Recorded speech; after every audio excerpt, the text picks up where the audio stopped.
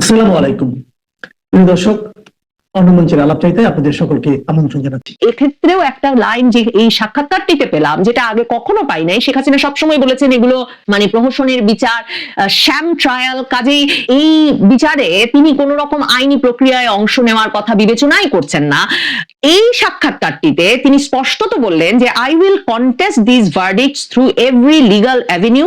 আমি যত রকম আইনি প্রক্রিয়া সম্ভব, যত রাস্তা আছে সব রাস্তা দিয়ে আমি এই বিচারের রায়গুলো কন্টেস্ট করব, এই বিচারের রায়গুলোকে চ্যালেঞ্জ করব। বাংলাদেশে আন্তর্জাতিক অপরাধ ট্রাইব্যুনালে মানবতা বিরোধী অপরাধের দায়ে মৃত্যুদণ্ডের রায় হবার পর সাবেক প্রধানমন্ত্রী শেখ হাসিনা আবারও সংবাদ মাধ্যমগুলোতে সাক্ষাৎকার দিতে শুরু করেছেন। সম্প্রতি ভারতের নিউজ 18-এ দেওয়া এক সাক্ষাৎকারে তিনি সরাসরি বলেছেন যে বাংলাদেশের দেয়ালে পিঠ ঠেকে গেছে এবং একটা অগণতান্ত্রিক অসাংবিধানিক সরকার বাংলাদেশ শাসন করায় এবং বাংলাদেশের আইন শৃঙ্খলা পরিস্থিতি একেবারেই ভেঙে পড়ায় একটা গুরুতর সংকট সৃষ্টি হয়েছে বাংলাদেশে। এবং তিনি বলছেন তিনি মনে করেন যে বাংলাদেশে জরুরি ভিত্তিতে একটা শান্ত জবাবদিহিতামূলক এবং একটি গণতান্ত্রিক নেতৃত্ব প্রতিষ্ঠা করা অত্যন্ত জরুরি। শেখ হাসিনা অন্য সাক্ষাৎকারগুলোর মতোই এই সাক্ষাৎকারেও তার বিরুদ্ধে যেসব আইনি ব্যবস্থা নেওয়া হয়েছে, যেসব মামলা হয়েছে, যে বিচারের রায় হয়েছে, সেসব প্রসঙ্গে কথা বলেছেন। এবং তিনি এর পাশাপাশি এটাও বলেছেন যে বাংলাদেশে যা চলছে সেটাকে ভিক্টরস জাস্টিস বা যে বিজয়ী পক্ষ যেমন চাইছে তেমন বিচার করছে, তেমন রায় দিচ্ছে, তেমন শাস্তি দিচ্ছে, এমন একটা পরিস্থিতি হিসেবে অভিহিত করা যায়। তিনি আওয়ামী লীগের রাজনৈতিক কার্যক্রম নিষিদ্ধ করার বিষয়টিকে নিন্দা করেছেন এবং তিনি বলেছেন যে কোন রকম সংসদীয় মানে পার্লামেন্টের বা সংসদের কোন রকম তত্ত্বাবধান ছাড়া অধ্যাদেশের মাধ্যমে যে আইনে বিভিন্ন পরিবর্তন আনছে ইউনূস সরকার, সেটা বাংলাদেশকে দীর্ঘ মেয়াদে হন্ট করবে, মানে দীর্ঘ মেয়াদে বাংলাদেশের জন্য এটা ক্ষতিকর প্রভাবের কারণ হবে।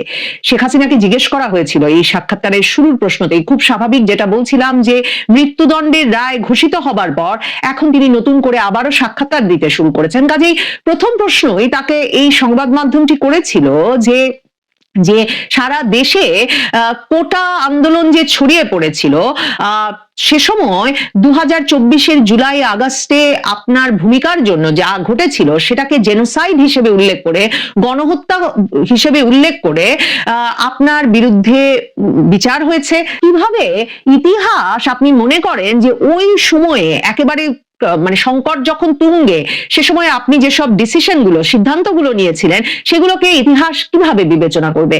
আমার কাছে মনে হয়েছে শেখ হাসিনা এই প্রথম তার উত্তরে এই কথাটা বললেন, মানে তিনি নিজেও হয়তো এখন যখন পেছনে ফিরে তাকান তিনি নিজেও এই বিষয়টা নিয়ে ভাবেন, একরকমের উদ্বিগ্ন, শঙ্কিত কিংবা হয়তো বিষণ্ণ বোধ করেন। তিনি তার উত্তরটা শেষ করেন কথা বলে যে হিস্ট্রি উইল জাজ this events harshly if there is no honest accounting.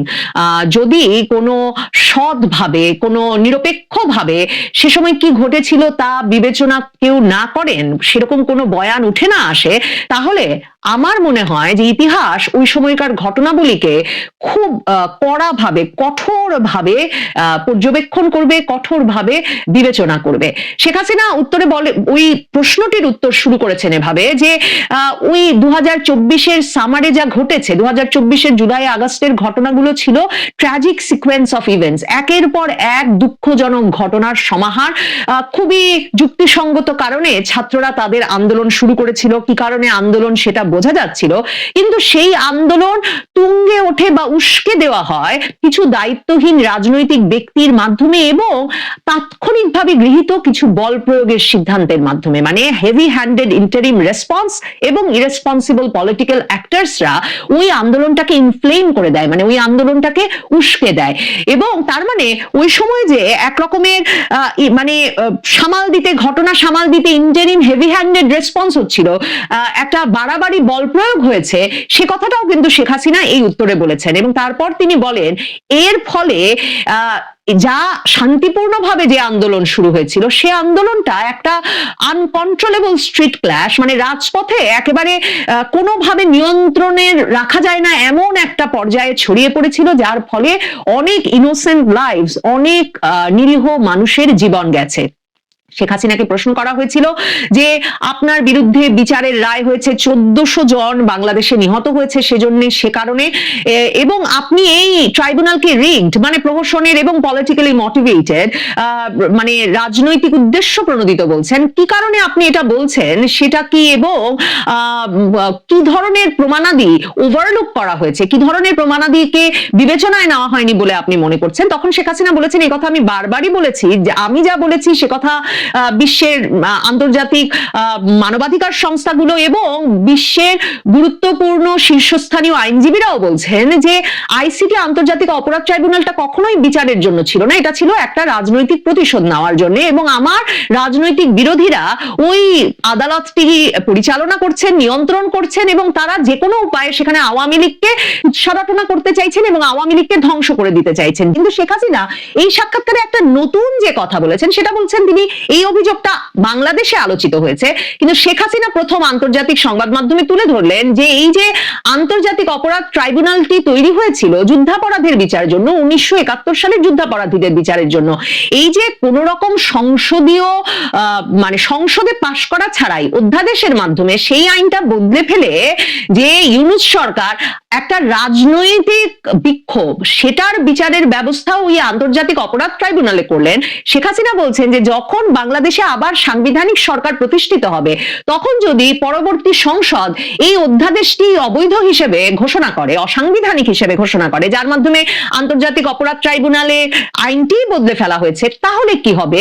এবং যাদের বিরুদ্ধে মৃত্যুদণ্ড দেওয়া হচ্ছে, কারো যদি বিচার করা হয়, কার্যকর করা হয়, দণ্ডাদেশ যে দেওয়া হচ্ছে, এগুলোর কি উপায় হবে যখন এই আদালতটি অসাংবিধানিক হয়ে যাবে, একটা সাংবিধানিক সরকার প্রতিষ্ঠিত হলে?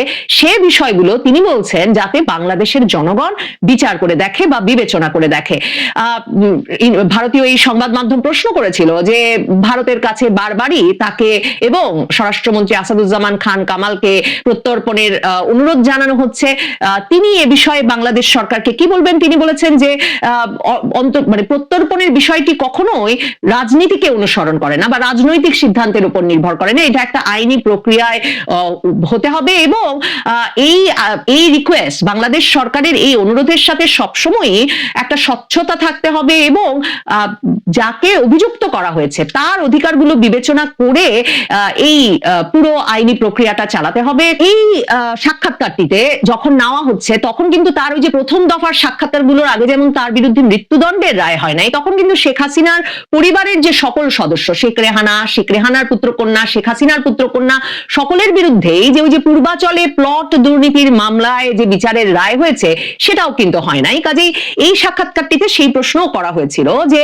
আপনার পরিবারকে একরকম ভাবে রাজনৈতিক ভাবে লক্ষ্য করে এই মামলাগুলো পরিচালিত হলো কিনা। তখন তিনি বলেছেন যে এগুলো একেবারেই রাজনৈতিক ভাবে পরিচালিত বিচার, আমার পরিবার এবং আমি দুর্নীতি দমন কমিশনের এসব অভিযোগ একেবারেই প্রত্যাখ্যান করি। তিনি বলেছেন যে দুর্নীতির কোনো পারসুয়েসিভ এভিডেন্স মানে কোন রকম কোনো বিশ্বাসযোগ্য প্রমাণাদি পর্যন্ত এই বিচার কাজের সময় তারা দাখিল করতে পারে নাই, কারণ কোনো দুর্নীতির অভিযোগ দাখিল করবার মতো কোনো প্রমাণাদি তাদের হাতেই নাই।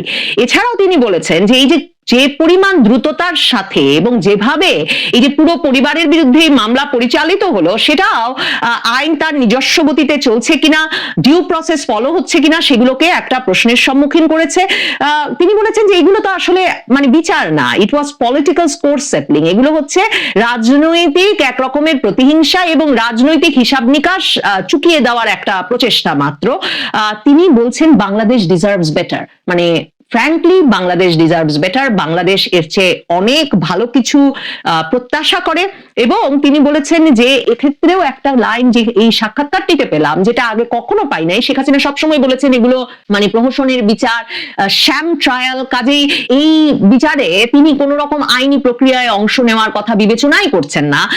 এই সাক্ষাৎকারটিতে তিনি স্পষ্টত বললেন যে I will contest this verdicts through every legal avenue, আমি যত রকম আইনি প্রক্রিয়া সম্ভব, যত রাস্তা আছে সব রাস্তা দিয়ে আমি এই বিচারের রায়গুলো কন্টেস্ট করব, এই বিচারের রায়গুলোকে চ্যালেঞ্জ করব। এবং তিনি ইন্টারন্যাশনাল ইন্ডিপেন্ডেন্ট অবজারভারদের প্রতি, তিনি আন্তর্জাতিক নিরপেক্ষ পর্যবেক্ষকদের প্রতি আহ্বান জানিয়েছেন যে যেভাবে বিচার কার্যগুলো সমাধা হয়েছে সেই বিচার কার্যগুলো সমাধার প্রক্রিয়া যাতে তারা খতিয়ে দেখেন। মানে শেখ হাসিনা তার মানে এই বিচারের রায়গুলো চ্যালেঞ্জ করবার জন্য কি ধরনের আইনি প্রক্রিয়া গ্রহণের কথা ভাবছেন? মানে তিনি দেশে ফিরে না এলে তো তিনি দেশের আন্তর্জাতিক অপরাধ ট্রাইব্যুনালের বিচারের রায় আপিল করতে পারবেন না। তাহলে কি ধরনের লিগ্যাল অ্যাভিনিউ খোঁজার কথা বলছেন তিনি? এবং তিনি বলছেন সব রকম আইনি রাস্তা তিনি খুঁজে বের করবেন, ব্যবহার করবেন এই বিচারের রায়গুলোকে চ্যালেঞ্জের মুখোমুখি করতে, এই বিচারের রায়গুলোকে প্রশ্নের মুখে ফেলতে। সেটা দেখবার জন্য কিন্তু অপেক্ষা করতে হবে। শেখ হাসিনাকে জিজ্ঞেস করা হয়েছিল যে আপনার 15 বছরের শাসনামলকে আপনি কিভাবে দেখেন? রিমার্কেবল ইকোনমিক গ্রোথ, মানে ব্যাপক অর্থনৈতিক প্রবৃদ্ধি হয়েছে, গার্মেন্টস রপ্তানিতে 13% বৃদ্ধি পেয়েছে, এবং ইনফ্রাস্ট্রাকচার প্রজেক্ট, যে ধরনের অবকাঠামোগত উন্নয়ন আপনি করেছেন সেটা লাখ লাখ মানুষকে দারিদ্র থেকে তুলে এনেছে। কিন্তু আপনার এসব কর্মকাণ্ডের ফলে বাংলাদেশকে আপনি একটা বড় ধরনের বৈদেশিক ঋণের বোঝা চাপিয়ে দিয়েছেন এবং আপনি কর্তৃত্ববাদী শাসন চাপিয়ে দিয়েছেন, সেই অভিযোগটাও তো আছে। আপনি মনে করেন বাংলাদেশ আপনাকে কিভাবে, আপনার শাসনামলকে কিভাবে বিবেচনা করবে? শেখ হাসিনা বলছেন যে তার 15 বছরে জিডিপি, বাংলাদেশের অর্থনৈতিক প্রবৃদ্ধি 450% বেড়েছিল এবং সেটা আন্তর্জাতিক অর্থ তহবিল IMF এর হিসাব, তার সরকারের কোনো হিসাব নয়। কিন্তু তিনি বলছেন যে এটা তার একক কৃতিত্বের বিষয় নয়। একদিকে যেমন বাংলাদেশের মানুষ কি বিপুল সম্ভাবনাময় সেটা প্রমাণ করে অর্থনৈতিক প্রবৃদ্ধির এই ব্যাপক সাফল্য তার শাসনামলে, অন্যদিকে আওয়ামী লীগ দলীয়ভাবে যে অর্থনৈতিক কৌশল গ্রহণ করেছিল সেটারই ফল পাওয়া গেছে তার 15 বছরের শাসনামলে। এবং শেখ হাসিনা অত্যন্ত আত্মবিশ্বাসের সঙ্গে বলেন যে অগণতান্ত্রিক এবং অসাংবিধানিক ইউনূস সরকার এবং তার অনুচর ক্রোনিজ, মানে তার সুবিধাভোগীদের পক্ষে কখনো বাংলাদেশের জনগণের জন্য এ ধরনের উন্নয়ন বা এ ধরনের অগ্রগতি সাধন সম্ভব নয়। শেখ হাসিনা তার এই সাক্ষাৎকারে বারবারই বলেছেন যে একটা গ্রহণযোগ্য অন্তর্ভুক্তিমূলক নির্বাচনের মাধ্যমে যে সরকার নির্বাচিত হবে, মানে যে সরকারকে বাংলাদেশের সকল জনগণই গ্রহণযোগ্য সরকার বলে মনে করবে, তেমন একটি সরকার না আসা পর্যন্ত বাংলাদেশে এই অস্থিরতা কমবে না। এবং তিনি বলছেন যে সকল দলের অংশগ্রহণে নির্বাচন অনুষ্ঠান করা না গেলে কোনোভাবেই নির্বাচন, পলিটিক্যাল প্রসেস, রাজনৈতিক প্রক্রিয়া এবং পরবর্তীতে নির্বাচিত সরকারকে বাংলাদেশের জনগণ সিরিয়াসলি নেবে না, গুরুত্বের সঙ্গে নেবে না। দর্শক, মহান বিজয় দিবসের শুভেচ্ছা জানিয়ে শুরু করছি আজকের পর্ব। গত 16 মাস ধরে বাংলাদেশের রাজনীতিতে অনেক কিছুই বদলেছে, কিন্তু একটা জিনিস বদলায়নি, তা হলো রাজনৈতিক মঞ্চে দাঁড়িয়ে মিষ্টি কথায় জটিল বাস্তবতা ঢাকার চেষ্টা। এবারের মহান বিজয় দিবসে অন্তর্বর্তীকালীন সরকার প্রধান উপদেষ্টা ডক্টর মোহাম্মদ ইউনূস জাতির উদ্দেশ্যে ভাষণ দিয়েছেন। আপাত দৃষ্টিতে মনে হতে পারে অধ্যাপক ইউনূসের ভাষণটি অত্যন্ত আবেগপ্রবণ, উচ্চাকাঙ্ক্ষী এবং আদর্শিক। কিন্তু আমাদের বিশ্লেষণ হলো ভাষণটি গত 16 মাসের ইউনূস সরকারের বিতর্কিত কর্মকাণ্ডের উপর বিছানো একটি সূক্ষ্ম চাদর মাত্র। যখন তার কথার প্রতিটি শব্দকে তার সরকারে নেওয়া পদক্ষেপের সঙ্গে মিলিয়ে দেখি, তখন স্ববিরোধিতার একটি বিশাল দেয়াল সামনে এসে দাঁড়ায়। মনে হচ্ছে এক হাতে তিনি গণতন্ত্রের ফুল তুলে দিচ্ছেন আর অন্য হাতে নিজেই সে ফুলের বাগান নষ্ট করছেন। 2 বছর ধরে বিজয় দিবসের সবচেয়ে বড় অনুষ্ঠান জাতীয় প্যারেড বন্ধ করে রেখে, মুক্তিযুদ্ধের স্মৃতিস্তম্ভগুলোকে অনাদরে অবহেলায় ফেলে রেখে অন্তর্বর্তী সরকারের আয়োজনে গিনেস রেকর্ড করার জন্য প্যারাশুটিং চলছে। অধ্যাপক ইউনূস যখন মুক্তিযুদ্ধের চেতনার কথা বলে, দেশের নিরাপত্তার কথা বলে গলা ফাটাচ্ছিলেন, তখন মুক্তিযোদ্ধার কবরে আগুন দেওয়ার খবর গণমাধ্যমের হেডলাইনে শোভা পাচ্ছে। একদিন আগে সন্ত্রাস দমন আইনের মতো কালো আইনে আরো একজন সাংবাদিককে জেলে ঢোকানোর পর অধ্যাপক ইউনূস মানবাধিকারের জয়গান গাইতে হাজির হয়েছিলেন টিভির সামনে। অধ্যাপক ইউনূস যখন আবারও ঐতিহাসিক নির্বাচনের স্বপ্নে বিভোর, তখন নারায়ণগঞ্জের একটি আসনে বিএনপির একজন প্রার্থী নিরাপত্তার শঙ্কায় নির্বাচন থেকে সরে দাঁড়াতে বাধ্য হয়েছেন। একাধিক সূত্রের খবর হলো 3টি রাজনৈতিক দলের কাছে তাদের কমপক্ষে 40 জন নেতা নিরাপত্তার শঙ্কার কথা জানিয়েছেন। কিন্তু এই নিরাপত্তা নিশ্চিতের জন্য সরকার ঠিক কি করছে? যেমন থানা থেকে লুট হওয়া অস্ত্র উদ্ধার, জেল পলাতক জঙ্গিদের ধরবে কিনা তা নিয়ে একটি শব্দ উচ্চারণ করেননি শান্তিতে নোবেল বিজয়ী অধ্যাপক ইউনূস। ফলে ডক্টর ইউনূসের ধান বানতে শিবের গীত শুনে ভোটের আগে বাড়তে থাকা মানুষের সংখ্যা কাটছে না সহসাই। সে কারণে কি সরকার কিংস পার্টির নেতা নিরাপত্তার জন্য আর সরকারের উপর ভরসা করছেন না? বিস্তারিত জানতে চলুন যাওয়া যাক বিশ্লেষণে। অধ্যাপক ইউনূস 16 ডিসেম্বরের ভাষণে মুক্তিযুদ্ধের চেতনার কথা বলেছেন। খুবই ভালো কথা। মুক্তিযুদ্ধে দেশের সর্বস্তরের মানুষ অংশ নিয়েছিল, এটা বাঙালির জাতীয় অহংকার। কিন্তু প্রশ্ন হলো, অন্তর্বর্তী সরকারের গত 16 মাসের রেকর্ড কি প্রমাণ করে? তারা সেই চেতনার ধারক ও বাহক হিসেবে কাজ করছে, নাকি মুক্তিযুদ্ধের স্মৃতিচিহ্ন মুছে ফেলার জন্য সহায়তা করছে?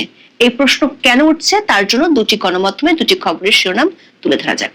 15 ডিসেম্বর বিবিসি বাংলার খবরের শিরোনাম ছিল, পর 2 বছর কেন বিজয় দিবসের কুচকাওয়াজ বন্ধ করলো অন্তর্বর্তী সরকার। 16 ডিসেম্বর দৈনিক প্রথম আলোর একটি খবরের শিরোনাম হলো, মুক্তিযুদ্ধের স্থাপনা ভাঙচুরের চিহ্ন, সংস্কারের উদ্যোগ নেই। রিপোর্টটিতে বলা হয়েছে, সারা দেশে ভাঙচুর হওয়া মুক্তিযুদ্ধ সংশ্লিষ্ট স্থাপনায় 1 বছর সংস্কার হয়নি, নেই ক্ষয়ক্ষতির পূর্ণাঙ্গ হিসাবও। তার চেয়ে লেটেস্ট একটি খবরের শিরোনাম হলো, বীর মুক্তিযোদ্ধার কবরে আগুন, বিজয়ের দিনে কাঁদলো পরিবার। দর্শক, অধ্যাপক ইউনূস যখন আশিক চৌধুরীর বন্দনায় প্যারেড ট্রুপ দিয়ে বিশ্ব রেকর্ড করার মতো, তার আগে শরীয়তপুর সদর উপজেলার নিয়ামতপুর গ্রামে এক বীর মুক্তিযোদ্ধার কবরে আগুন দেওয়ার ঘটনা ঘটে। দর্শক, বিগত বছরগুলোতে ডিসেম্বর মাস এলেই রাজধানী সহ পাড়া মহল্লায় একটা উৎসবের আমেজ দেখা যেত।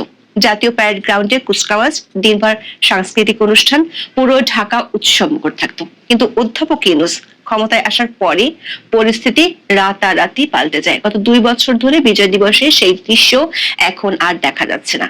জাতীয় প্যারেড গ্রাউন্ডের কুচকাওয়াজের মতো বড় কর্মসূচিগুলো স্থগিত রাখা হয়েছে। প্রথম বছর বলা হলো নিরাপত্তার কারণে কুচকাওয়াজ স্থগিত, এ বছরও সেই একই অজুহাত। 16 ডিসেম্বর দেশের সবচেয়ে গুরুত্বপূর্ণ জাতীয় কুচকাওয়াজ হচ্ছে না, কেবল রাজধানীতে নয়, জেলা উপজেলা পর্যায়ে নাকি কুচকাওয়াজ বন্ধ। সরকার পক্ষ থেকে বলা হচ্ছে, বড় কেন্দ্রীয় সমাবেশের পরিবর্তে বিজয় দিবসের মূল মন্ত্রকে জনগণের কাছে পৌঁছে দেওয়াই তাদের লক্ষ্য। তারা নাকি চাইছে বিজয় দিবস যেন ঢাকা কেন্দ্রিক উৎসব না থেকে দেশব্যাপী জনগণের অংশগ্রহণ নিশ্চিত করে। এটাকে কি বলা যায়? খুব চমৎকার যুক্তি। ঢাকাকে নিরাপদ করতে পারছেন না, তাই অনুষ্ঠান বন্ধ করে দিলেন। এটা যেন এমন, আপনার দাঁত ব্যথা আর আপনি ব্যথা দূর করার জন্য মাথাটাই কেটে ফেললেন। একদিকে বলা হচ্ছে নিরাপত্তা নেই, তাই জাতীয় প্যারেড বন্ধ, আর অন্যদিকে মুক্তিযুদ্ধ বিষয়ক মন্ত্রণালয় এবার সর্বাধিক পতাকা উড়িয়ে প্যারাশুটিং করে বিশ্ব রেকর্ড করার প্রস্তুতি নিয়েছে। জাতীয় প্যারেড বন্ধ, কিন্তু গিনেস রেকর্ড করার জন্য প্যারাশুটিং চলছে। মুক্তিযুদ্ধের স্মৃতির প্রতি শ্রদ্ধা জানানোর চেয়ে বিশ্ব রেকর্ড করা কি এখন বেশি জরুরি হয়ে গেল? এই প্যারাট্রুপার শোর জন্য প্রচুর অর্থ খরচ করতে হচ্ছে। এতে কি প্রশাসনিক ব্যয় কমছে? এটা কি সেই নিরাপত্তার অজুহাতকে হাস্যকর করে তুলছে না? অথবা ইউনূস মুক্তিযুদ্ধের কথা বলছেন, অথচ তার 16 মাসের শাসনামলে বিজয় দিবসের জৌলস কমে যাওয়ায় সাংস্কৃতিক ও সামাজিক সংগঠনগুলো ক্ষতিগ্রস্ত হচ্ছে। রাষ্ট্রীয় সাংস্কৃতিক প্রতিষ্ঠান যেমন শিল্পকলা একাডেমিতে 2019 থেকে 2023 সাল পর্যন্ত যেখানে 6 থেকে 7টি অনুষ্ঠান হতো, সেখানে 2025 সালে তা কমে 3টিতে নেমে এসেছে। গত 16 মাসে বহু মুক্তিযোদ্ধাকে অপমান, অপদস্থ করা হলেও তার একটিরও কোনো বিচার হয়নি এখনো পর্যন্ত। ডক্টর ইউনূস তার ভাষণে বলেছেন, তিনি দেশে উৎসব মুখর নির্বাচন চান এবং মানুষজনের সর্বোচ্চ স্বাধীনতা নিয়ে ভোট দিতে পারে, সেটা তিনি চান। কিন্তু তফসিল ঘোষণার পর থেকে যে ভয়াবহ পরিস্থিতি তৈরি হয়েছে, তাতে অধ্যাপক ইউনূসের এই কথাগুলোকে রূপকথার গল্প বলা হলে কি সেটি বাড়িয়ে বলা হবে? কারণ বাস্তবতার ময়দানে কি ঘটছে, চলুন একটু দেখে আসি। আমরা নারায়ণগঞ্জ 5 আসনের দিকে তাকাই। এই আসনে বিএনপি মনোনীত প্রার্থী ছিলেন মোহাম্মদ মাসুদুজ্জামান। তিনি একজন ব্যবসায়ী এবং ক্রীড়া সংগঠক, নারায়ণগঞ্জ চেম্বার অব কমার্সের সাবেক সভাপতি। মাসুদুজ্জামান সাহেব ব্যাপক গণসংযোগ শুরু করেছিলেন এবং মানুষের কাছ থেকে ব্যাপক সাড়াও পেয়েছিলেন। তিনি বলেছিলেন, তার মনে হয়েছিল ভোটারদের একটা স্বপ্ন পূরণ হতে যাচ্ছে। হঠাৎ মঙ্গলবার দুপুরে নারায়ণগঞ্জ প্রেস ক্লাবে এক সংবাদ সম্মেলনে তিনি নির্বাচন থেকে সরে দাঁড়ানোর ঘোষণা দিলেন নিরাপত্তার ইস্যুর কারণে। তিনি নিজে বলছেন, সাম্প্রতিক ঘটনা ও পরিবেশ পরিস্থিতিতে তার পরিবারের সদস্যরা অত্যন্ত ব্যথিত ও ভীত। তিনি আরো বলেছেন, এর বাইরেও আরো কিছু নিরাপত্তা ইস্যু আছে, সেটা তিনি বিশদভাবে বলতে চান না। দর্শক, সরকার যখন উৎসব মুখর নির্বাচনের কথা বলছে, তখন একজন জনপ্রিয় প্রার্থী স্রেফ নিজের ও পরিবারের নিরাপত্তার ভয়ে নির্বাচনের মাঠ ছাড়তে বাধ্য হচ্ছেন। তিনি সাহস করে বলতেও পারলেন না ঠিক কি কারণে ভয় পাচ্ছেন, শুধু বললেন পরিবেশটাই নেগেটিভ। সবার আগে পরিবার এবং নিরাপত্তা, তার এই কথাটি অধ্যাপক ইউনূসের পুরো বক্তব্যের মুখে সপাটে চপেটাঘাত। যদি পরিবারকে সুরক্ষিত রাখার জন্য একজন প্রার্থীকে গণমানুষের প্রত্যাশা মাটি করে নির্বাচন থেকে সরে দাঁড়াতে হয়, তাহলে কিভাবে অধ্যাপক ইউনূসের আমলে সর্বোচ্চ স্বাধীনতা নিশ্চিত হলো?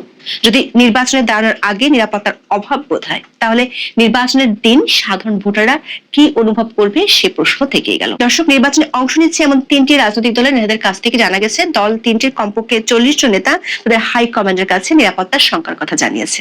নিরাপত্তার সংখ্যার ব্যাপকতার কথা দলগুলোর পক্ষ থেকে এরই মধ্যে সরকারকেও জানানো হয়েছে। সরকার নির্বাচনের সময় অস্ত্র ও দেহরক্ষী রাখার লাইসেন্স দেওয়ার জন্য নীতিমালা জারি করেছে, কিন্তু একাধিক সম্ভাব্য প্রার্থী মনে করেন সামাজিক নিরাপত্তার পরিবেশ নষ্ট করার পেছনে বর্তমান সরকারের নির্লিপ্ততা ও তাদের অনুগত মব বাহিনীর সন্ত্রাস বড় দায়ী।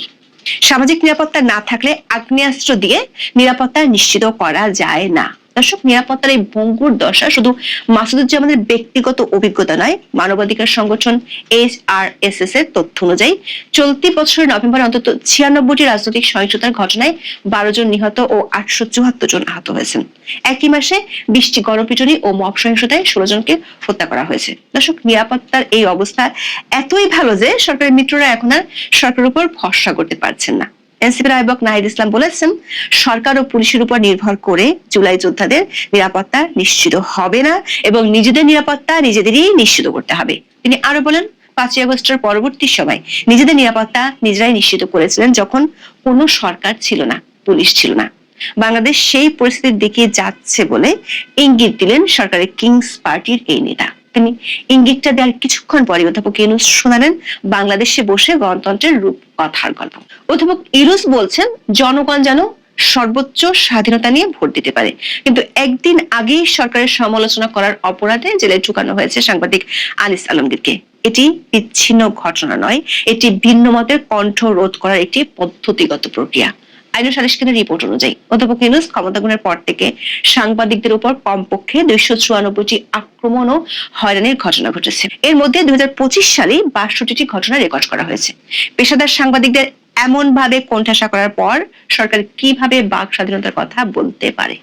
সমালোচনাকারীদের জেলে ভরার যে অভিযোগ, তার সন্ত্রাস বিরোধী আইনের অপব্যবহারের মাধ্যমে প্রমাণিত। সরকার একদিকে মানবাধিকারের সুরক্ষার প্রতিশ্রুতি দিচ্ছে, অন্যদিকে সমালোচনা করার অপরাধে রাজনৈতিক প্রতিপক্ষ দমনের অস্ত্র হিসেবে ব্যবহার করছে। অধ্যাপক ইউনূস তার ভাষণে গণতন্ত্র, ন্যায় বিচার ও মানবাধিকারের কথা বলছেন, কিন্তু তার সরকারি মত প্রকাশের স্বাধীনতা হরণ করে স্বৈরাচারী শাসনের স্মৃতি উস্কে দিচ্ছে। এটা কি বাগাড়ম্বর নাকি সুস্পষ্ট ভণ্ডামি? দর্শক, গত 16 মাসে যতবারই দেশে ভয়াবহ সন্ত্রাসী কিংবা মবের ঘটনা ঘটেছে, ততবারই অধ্যাপক ইউনূসের দপ্তর থেকে বিবৃতি দিয়ে বলা হয়েছে সরকার কাউকে ছাড় দিবে না। ওসমান হাদির উপর ভয়াবহ আক্রমণের পর অধ্যাপক ইউনূস একই বুলি আওড়ালেন, যেখানে তার পুলিশ বাহিনীর কাছে সন্দেহভাজন আসামিদের ব্যাপারে কোনো সুনির্দিষ্ট তথ্যই নেই। তবে পুলিশের কাছে সুনির্দিষ্ট তথ্য না থাকলেও কিংবা প্রধান সন্দেহভাজন ধরা না পড়লেও অধ্যাপক ইউনূস আওয়ামী লীগ ও তার বিদেশি মিত্রদের দিকে ইঙ্গিত করেছেন। সরকারের সর্বোচ্চ মহল থেকে এমন স্পষ্ট ইঙ্গিত আসার পর আসল অপরাধী আদৌ ধরা পড়বে কিনা বা সরকারের আদৌ তাদের ধরার জন্য কোনো আগ্রহ আছে কিনা তা নিয়ে জনমনে প্রশ্ন আছে। আবার নির্বাচন অনুষ্ঠান করা যাদের আসল দায়িত্ব, সেই ইসি বলছে এমন আক্রমণের ঘটনা বিচ্ছিন্ন ঘটনা, যেটি নির্বাচনকে বাধাগ্রস্ত করবে না। যদিও নারায়ণগঞ্জের প্রার্থী সরে যাওয়ার ঘটনায় ইঙ্গিত দিচ্ছে শরণার্থীকালের ভয়াবহ নিরাপত্তা সংকটের আশঙ্কা দেখা দিতে পারে নির্বাচনের আগে। অধ্যাপক ইউনূস তার ভাষণে ভোটারদের প্রতি আহ্বান জানিয়েছেন, ভোট রক্ষা করা দেশ রক্ষা করার সমান। কিন্তু প্রশ্ন হলো, যখন একজন সম্ভাব্য প্রার্থী নিরাপত্তা ভীতিতে নির্বাচন থেকে সরে দাঁড়ান, তখন 12 জন রাজনৈতিক কর্মী নভেম্বরে নিহত হন, এবং যখন দেশের 60% বেশি মানুষ আইন শৃঙ্খলায় অসন্তুষ্ট থাকে, তখন মানুষ কিভাবে নির্ভয়ে ভোট দিবে? এই ভাষণ আসলে একটি কন্ট্রোলড ন্যারেটিভ, যেখানে বাস্তবতার চেয়ে আশ্বাসের ওজন অনেক বেশি।